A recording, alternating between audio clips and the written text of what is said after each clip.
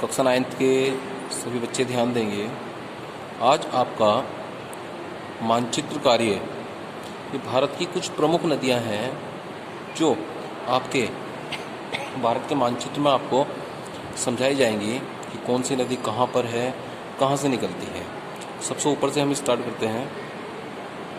सिंधु नदी, ये तिब्बत के पास से मानसरोवर झील है, ये इधर, यहाँ से सिंधु नदी की उत्पत्ति होती है और ये तिब्बत में उत्तर की ओर जाते हुए फिर बाद में ये जम्मू कश्मीर में प्रवेश करती है और पूरे कश्मीर को पार करके ये बाद में इधर पाकिस्तान के अंदर प्रवेश कर जाती है और अंत में हिंद महासागर में नहीं, अरब सागर में गिर जाती है। तो ये सिंधु नदी ये बहुत बार पेपर में पूछी जाती है। इसके पश्चात रावी नदी, ये भी कश्मीर से निकलती है और बाद में हिमाचल प्रदेश से बहती हुई तब जाके पाकिस्तान में सिंधु नदी से जाके मिल जाती है। इसी के साथ ये यहाँ पर उत्तर भारत की दो सबसे प्रमुख नदियाँ हैं। एक तो जिसे यमुना हम बोलते हैं और दूसरी गंगा।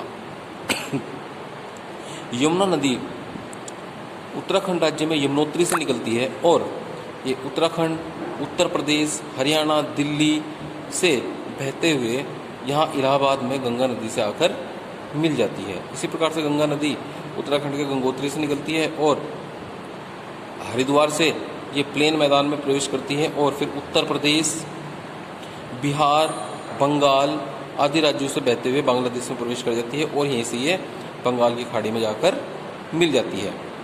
यहाँ पर उत्तर पूर्व भारत की सबसे महत्वपूर्ण नदी है ब्रह्मपुत्र नदी। ये भी मानसरोवर झील से निकलती है और तिब्बत से होते हुए तब जाके अरुणाचल प्रदेश और असम राज्य में प्रवेश करती है और उसके बाद ये भी बांग्लादेश के अंदर पहुंच जाती है। ये भारत में एकमात्र ऐसी नदी है जो रेगिस्तान में ही खो जाती है। इसको बोलते हैं लूनी नदी।